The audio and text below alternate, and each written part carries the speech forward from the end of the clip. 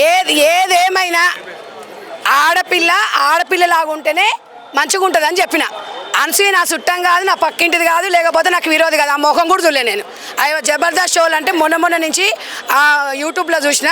నేను ఏం చెప్పిన అంటే ఆమె ఇష్టం ఉన్నది వేసుకోనయ్యా, కట్ డ్రాయర్ వేసుకుంటుందా, బ్రా వేసుకుంటుందా, బిగినీలు వేసుకుని నాకు సంబంధం లేదు.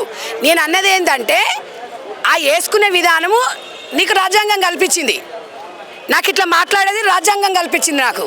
కాబట్టి ఇంట్లో నీకు నాకేముందాడా పంచాయతీ. నేను అనేది ఏంటంటే స్విమ్మింగ్ డ్రెస్ వేసుకుంటారు, మాకు తెలియదా? చీరలు కట్టుకొని ఇస్తారా ఇట్టా?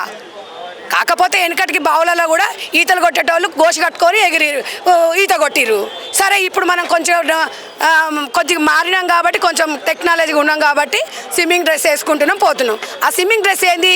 నువ్వు ఎంజాయ్మెంట్ చేయనీకే. నీ ఎంజాయ్మెంట్ తీసుకొచ్చి ఇన్స్టాగ్రామ్లో పబ్లిక్ అని ఉంటుంది, ప్లస్ ఇక్కడ ప్రైవేట్ ఉంటుంది. ప్రైవేట్ని తీసుకొచ్చేసి పబ్లిక్లో పెడితే తిట్టపోతే ఏం చేస్తారు? మరి ఏం చేస్తారు?